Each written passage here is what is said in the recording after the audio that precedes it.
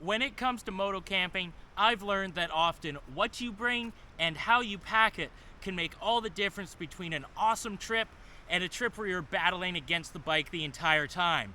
Today I'm going to be sharing with you 7 ways that you can pack smarter for moto camping. Stay tuned.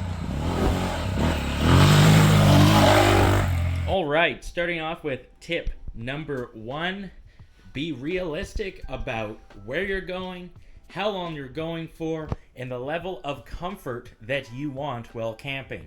So what you see on this table right here is everything that I'm bringing to go moto camping for 7 days. So right now I'm just going to go through my gear and let you know what I bring, why I bring it, and what I wouldn't bring on a longer trip.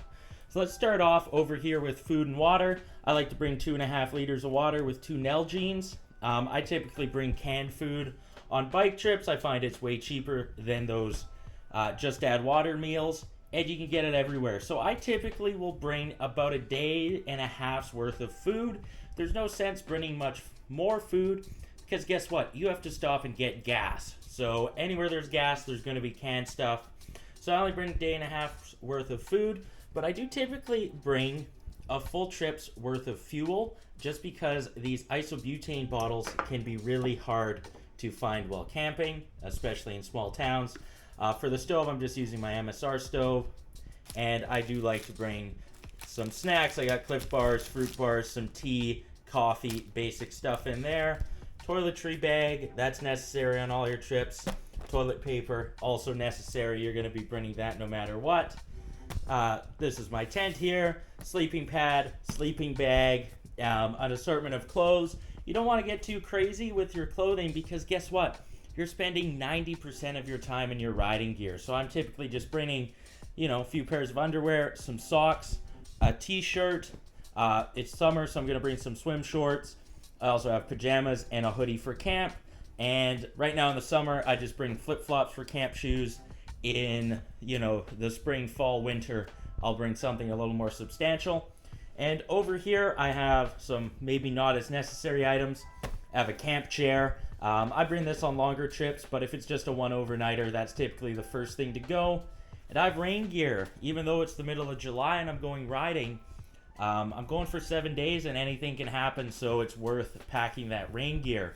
If I was just going for a quick little one-nighter trip and I knew it was going to be really nice out, I wouldn't bring the chair. I definitely ditch the rain gear. I wouldn't bring as much clothing, maybe 1 pair of underwear, 1 pair of socks, and probably not the hoodie if it was going to be hot out. This setup here isn't changing with the sleeping stuff. And food-wise, I definitely bring less. Maybe 1 can of food and some snacks and maybe even a little less water. The water one really depends on where you're riding. If I were to be riding in the desert where water isn't as plentiful, I should be bringing way more water than this here. Here in British Columbia, water is pretty easy to find, so I'm pretty happy with this 2.5 liters here. I do also have some purification tablets in here, as well as a life straw in my bags. All right, tip number 2, use stuff sacks for bulky items. This is especially important for your sleeping bag. This isn't a very expensive sleeping bag, so it doesn't pack down super small. If I were to not have this stuff sack, it'd take up twice as much space.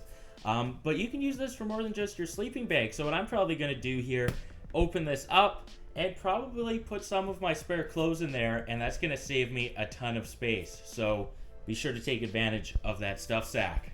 All right, tip number 3, how you pack your bags really matters. So I'll give you some tips.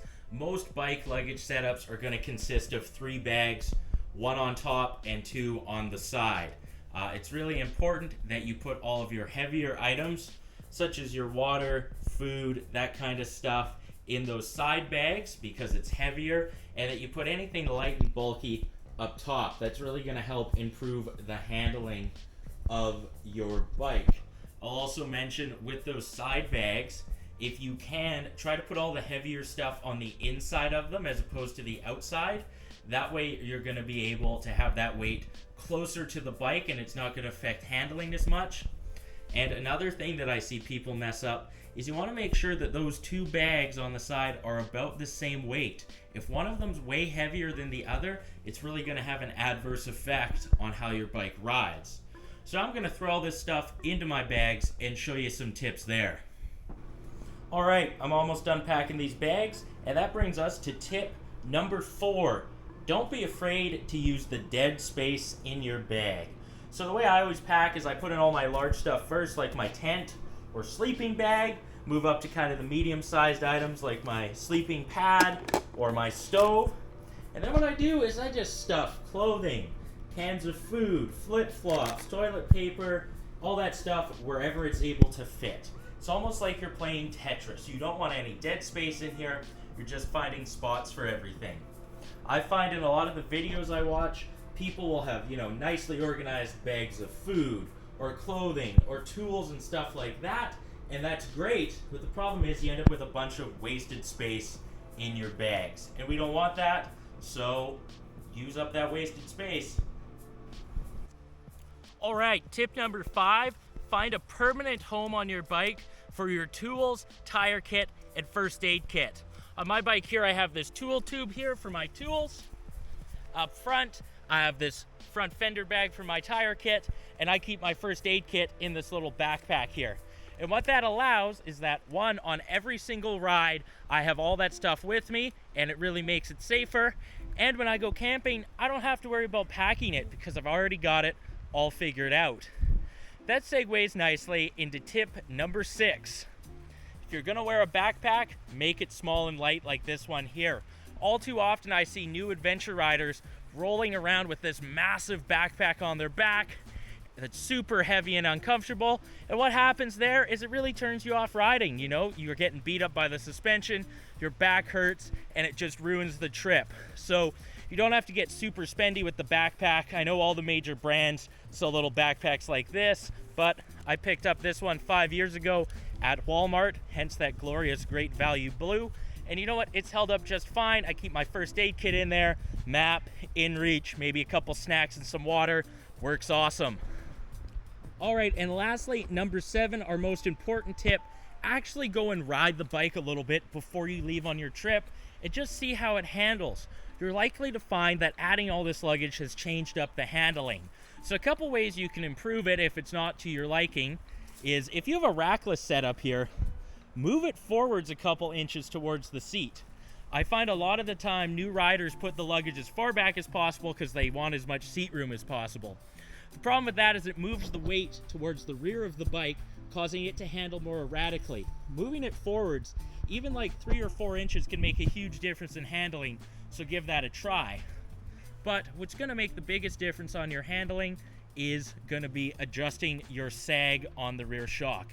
You've added a whole bunch of weight, so that's causing the rear of the motorcycle to squat down and giving the front forks more rake. So they're out at a shallower angle, almost like a chopper, so it'll cause the bike to turn really slow. So what you can do is, there's preload rings on your shock here, tighten those up with a chisel or a punch and a hammer, and that's also going to improve your handling. I'm not going to go totally into how you do that. There's heaps of videos about that online. Another thing you can do to restore that handling caused by that lower rear end, this is especially important if you're riding one of the more value dual sports that doesn't have adjustable preload, is adjust where your forks are in the triple clamps. Sliding these forks up in the triple clamp even 1/8 of an inch is going to rapidly speed up your turning and make it handle a lot better. So what I would say to you before you go on that trip, commit to giving yourself an hour to play around with the luggage setup and your suspension and really dial in that tuning. It's going to make your trip that much more fun. Hopefully you learned something from this video.